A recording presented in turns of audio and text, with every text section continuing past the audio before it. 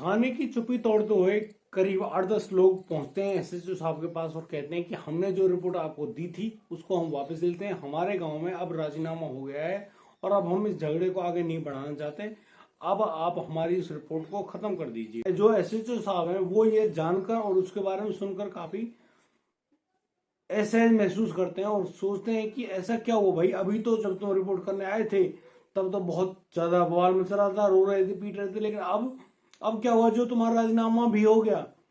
वो इस बात को कहते हैं, लेकिन वो लोग बार बार एसएचओ साहब पे दबाव डालते हैं कि अब आप यह जो मामला है इसको राजीनामे में तब्दील कर दीजिए और अब हमारा ये मामला खत्म हो गया है। एसएचओ साहब उनसे कहते हैं कि मैं आला अधिकारियों से बात करने के बाद ही ये काम करूंगा, अब आप अपने घर जा सकते हैं और अब मैं जब जरूरत होगी तो मैं आपको बुला लूंगा। दोस्तों यहाँ पर जो एसएचओ साहब हैं वो बहुत ज्यादा परेशान है और हैरान रह जाते हैं कि इतने बड़े मामले में ये लोग राजीनामा कैसे कर सकते हैं। और इसी बात को लेकर दोस्तों अब उसके दिमाग में एक कौतूहल चल रहा होता है, इसी वजह से बहुत ज्यादा परेशान भी होते हैं।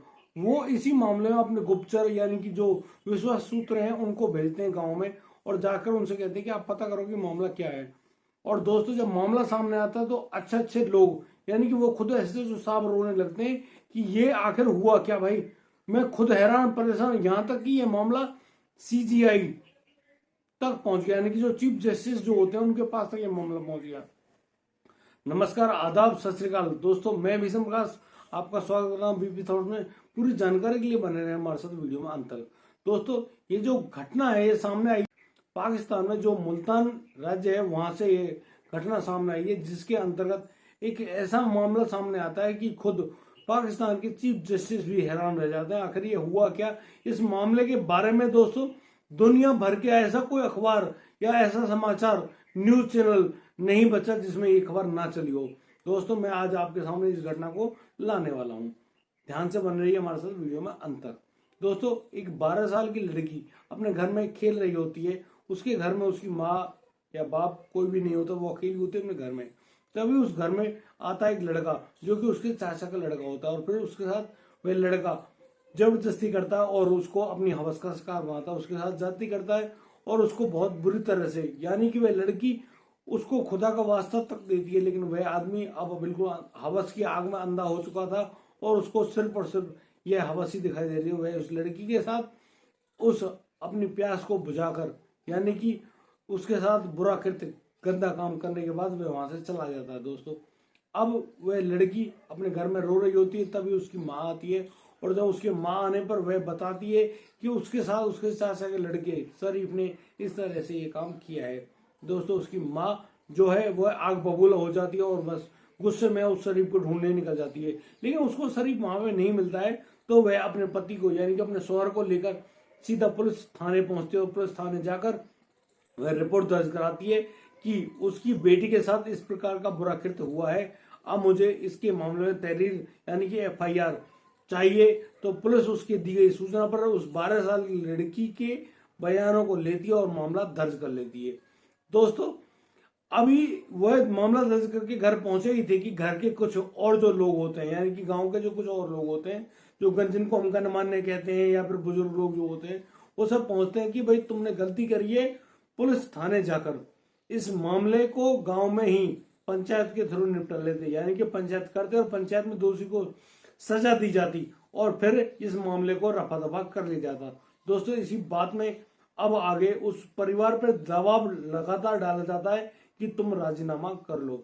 और फिर दोस्तों होती है एक पंचायत और पंचायत में गांव के सभी गणमान्य व्यक्ति बुलाए जाते हैं, यानी कि करीब 29 लोग इकट्ठे होते हैं और अब पंचायत चल रही होती है। वहां पर उस जगह पर एक पंचायत है जिसका नाम गांव की पंचायत बोला जाता है, जिसको जिरगा पंचायत बोला जाता है। जिरगा पंचायत के तहत अब उस मामले को बताया जाता है, सुलझाया जाता है किस तरह से कि उस 12 साल की लड़की और उसकी माँ की दलीलें सुनी जाती हैं और बताया जाता है कि किस प्रकार से उस लड़की के साथ यह बुरा कृत्य हुआ।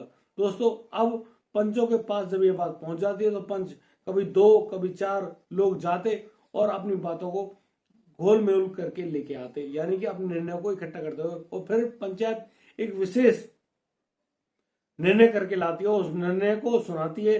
दोस्तों आप भी हैरान रह जाएंगे उस निर्णय को जानकर।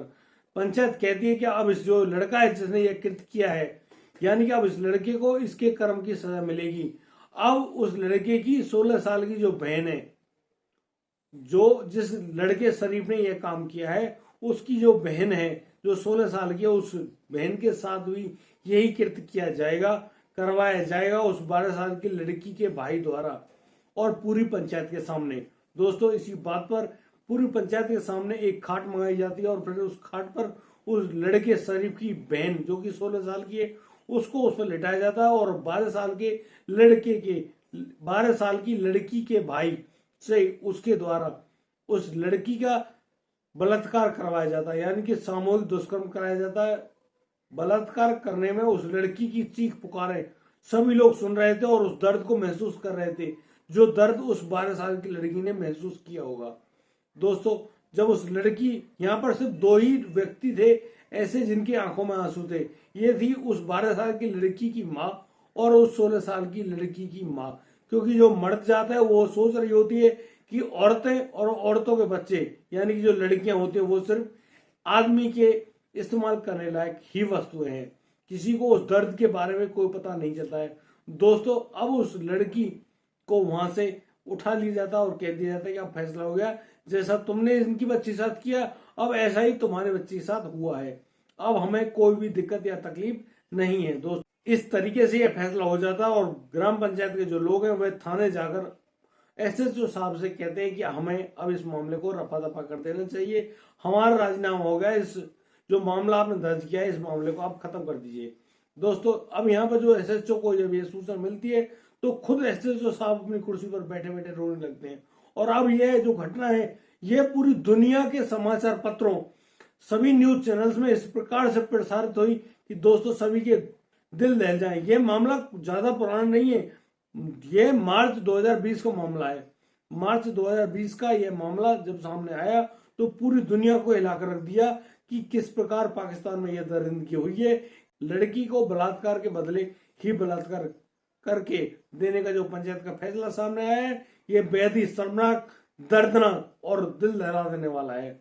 दोस्तों, पाकिस्तान के चीफ जस्टिस खुद इस बात के बारे में संज्ञान लेते हैं और वह खुद पुलिस को आदेश देते हैं कि उन सभी जो पंचायत के जो सदस्य थे उनको गिरफ्तार कर लिया जाए तुरंत प्रभाव से। और दोस्तों, पुलिस अब सीधा वहां से करीब 25 लोगों को गिरफ्तार करती है और उनको जेल के अंदर डाल देती है कि आप लोगों ने, चलो जिस लड़की ने गलत काम किया उसकी सजा तो उसको मिलनी ही चाहिए, लेकिन आप लोगों ने दूसरी बच्ची जो कि मासूम थी, जिसको उसके बारे में कुछ भी नहीं पता, उसके साथ भी तुम्हें यही कृत्य कराया, ये कहाँ की मानसिकता है? बिल्कुल तालिबानी बन रहे हो।